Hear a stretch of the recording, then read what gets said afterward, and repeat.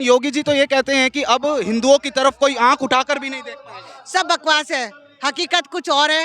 ये राजनीतिक लोग हैं जो वोटों की राजनीति करते हैं और एक दूसरे को भड़काते हैं। सत्यता यह है कि साधु संतों के त्याग और बलिदान उनके द्वारा ही सब कुछ हुआ है। नरेंद्र मोदी जी ने तो आकर के अपना नाम कर लिया।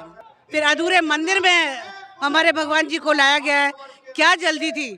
स्पष्ट है कि राजनीति है और अपने वोट बैंक को मजबूत करने के लिए एक मुद्दा रामराज का जो हमेशा चलता रहा है, उसी के लिए ये सब किया गया। कह रहे हैं कि अब राम राज्य बनने वाला है, हिंदुस्तान राम मंदिर की उद्घाटन भी होगा। कैसे आंकड़े बताओ ना मुझे, आबादी के आंकड़े बताओ। कैसे हो? मुसलमानों की जनसंख्या बढ़ रही है, हिंदुओं की जनसंख्या घट रही है, कैसे हो जाएगा? हम केवल नेताओं की चमचागिरी में लगे और तो हमें कुछ पता नहीं है। ये भारत हिंदू राष्ट्र बनने वाला है ही नहीं। भारत तो मुस्लिम राष्ट्र बनने वाला है। मैं तो चाहता हूँ पूरी दुनिया सनातनी हो, पूरी दुनिया हिंदू राष्ट्र बने। जो हमारे बाप दादों की थी, पूरी दुनिया पहले हिंदुओं की तो थी। आज हमने सब कुछ खो दिया क्योंकि हम बिल्कुल कायर और कमीने हो गए। हम केवल नेताओं की चमचागिरी में लगे और तो हमें कुछ पता नहीं है। तो हिंदुओं का हिंदू राष्ट्र होने का कोई चांस नहीं दिखाई दे रहा। ये सारा देश इस्लाम की गुलामी में जाने वाला है। 2029 में भारत का पहला प्रधानमंत्री मुसलमान बन जाने वाला है। अगर ये 2029 तक कोई बहुत चमत्कार हो गया तो 34 में बन जाएगा। उसके बाद क्या होने वाला है? लेकिन स्वामी जी, कुछ लोग हैं वो कह रहे हैं कि अब राम राज्य बनने वाला है, हिंदुस्तान राम मंदिर की उद्घाटन भी होगा। कैसे आंकड़े बताओ ना मुझे, आबादी के आंकड़े बताओ। हिंदुओं की आबादी जब देश आजाद हुआ कितनी थी? इस देश की आबादी कितनी थी? 92% हिंदू थे। आज कितने हैं? आज 69% हिंदू कुल बचे हैं। कैसे हिंदू राष्ट्र बन रहा है ये? लेकिन कहा जा रहा है कि अयोध्या में जिस तरीके से राम मंदिर का उद्घाटन किया गया है वो हिंदुओं के पक्ष में है। मंदिर कैसे बना देगा? कैसे मुझे तरीका बताओ ना। कैसे राम मंदिर बन गया? ठीक है, अच्छी बात है। हम तो चाहते हैं राम मंदिर बने। हम तो चाहते हैं जामा मस्जिद तोड़ के भी मंदिर बने। हम तो चाहते हैं काशी विश्वनाथ कृष्ण जन्मभूमि सारी वापस मिले। लेकिन खाली मंदिर बनने से राम राज्य का कोई लेना देना नहीं है। इसके लिए संघर्ष करना पड़ेगा जो हिंदू नहीं कर रहा है। कि राम मंदिर का निर्माण तो होना ही चाहिए था। उसमें एजेंडे की बात नहीं। हम लोगों का सबका स्वप्न है, सारे हिंदुओं का। 500 साल तक हिंदुओं ने राम मंदिर के लिए अपनी जान दी है भाई। तो राम मंदिर तो बनना ही चाहिए था। राम मंदिर बना, अच्छी बात है। लेकिन राम मंदिर बनने से ठोस क्या बदला? हिंदुओं का रखवाला साधु संत है।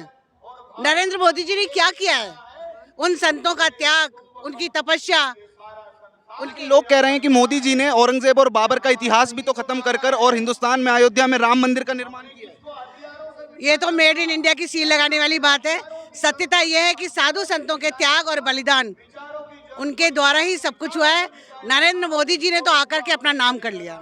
ये एक दुर्भाग्य है, एक विडंबना है कि आपस में एक दूसरे के प्रति नफरत भरा जा रहा है।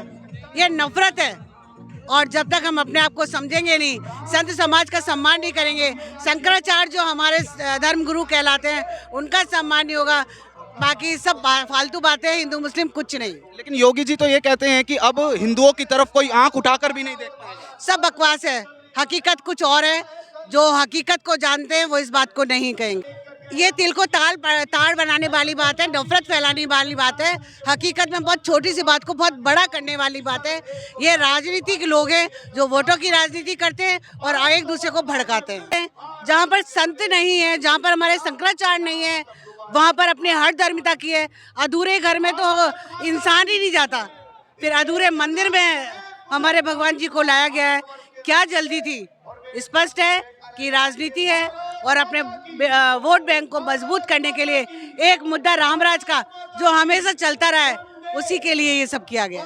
हम तो स्पष्ट है, कहने की बात ही का है कि सब राजनीति वोट बैंक का काम है। बाकी शंकराचार्य हमारे नहीं आए जो हमारे लिए सबसे बड़े धर्म गुरु हैं, जिनके बारे में कहा जाता है कि हमारे राष्ट्रपति, हमारे प्राइम मिनिस्टर सब हमारे वही हैं।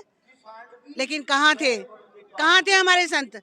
सिर्फ वही संत थे जो मोदी की जय, मोदी की जय। तो ये सब बातें